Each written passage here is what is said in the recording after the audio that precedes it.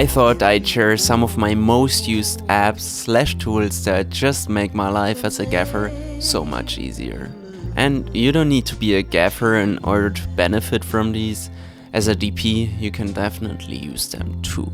Starting off with tools for scouting, Sunseeker. I think it's $10 once and totally worth it. It allows you to track the position of the sun live on the camera, but also if you're remote you can check how the sun is going to travel throughout the day. Adjusting time and date is great to exactly see how the sun is going to mess with your location.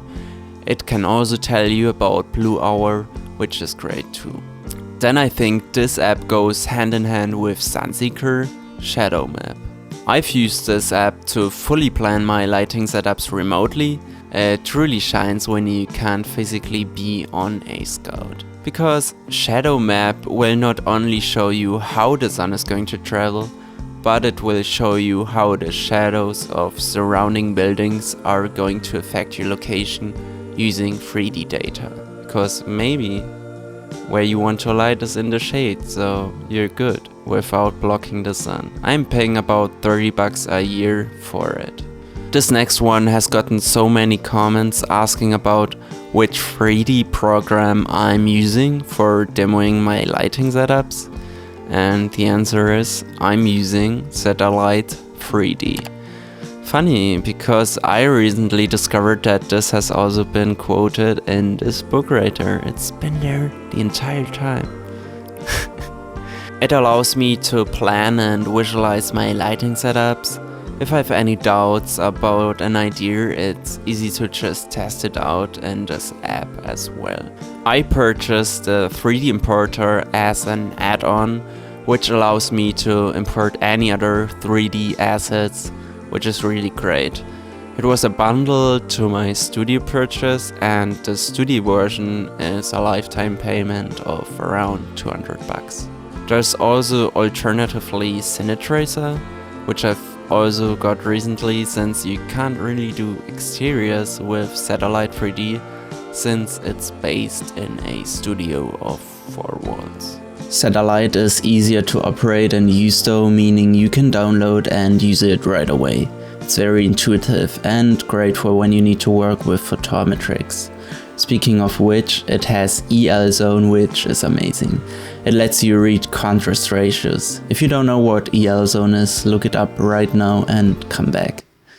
Cinetracer is more like a game, and operating isn't as easy without experience. It's great to practice and test things though, especially outside. I only tested the OG cinetracer since cinetracer 2 doesn't run on my Intel chip, unfortunately. Alright, next up we have lightcalc. And I'm pretty damn sure I will never do a project without it again. You set the parameters and it will tell you if your light will be strong enough or if you need to change your lighting setup. Super helpful to figure out which light is the right tool for the job. This made Ares Photometrics app quite useless, to be honest. For example, it helped me figure out whether a 12K dyno tungsten will be enough for my project, as I was going for a sunset look.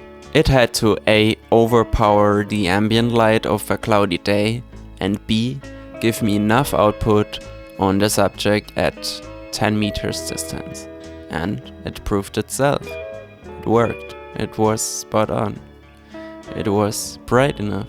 For the calculation I was using 3 T5s, as the Maxi Brutes dyno lights are still missing, but I'm pretty sure they'll be added in a bit.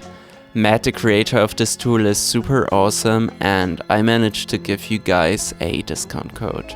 Lightcalc costs $39 once, but make sure to use my code Jared for 25% off. And last but not least, Milanote. This is the tool I use to gather and oversee all the lighting plans I've created. This is where everything comes together. Milanote allows me to stay organized in my pre-production phase, keep track of my notes and ideas, and collect all the important documents for the project I'm working on, all in one place. You can lay things out in a way that works best for you, and If you get stuck on a blank sheet, the templates that Milanote provide will definitely give you an idea. Here's what one of my projects looks like. I'll usually have a column where I keep all the documents and information I was sent and need to further plan the lighting concept. This was a commercial in Spain, so I was planning remotely using location photos and Google Maps.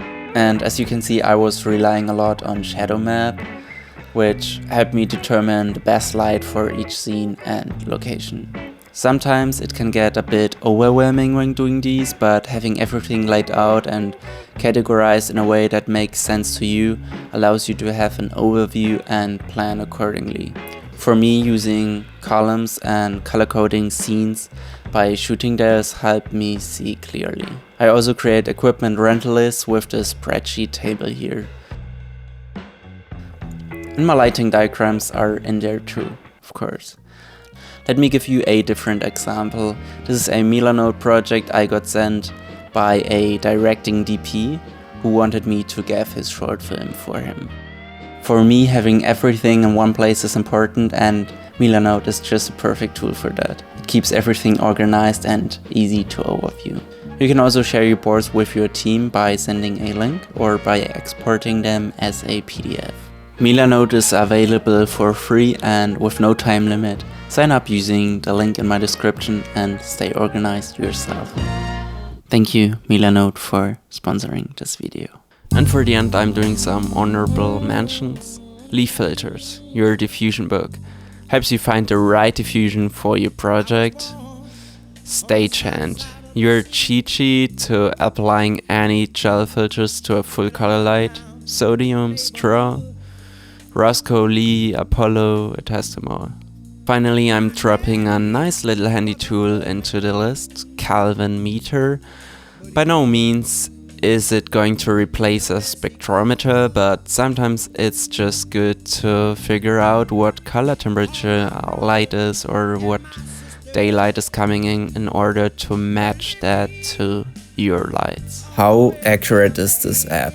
Well, I was curious too, so I tested a little.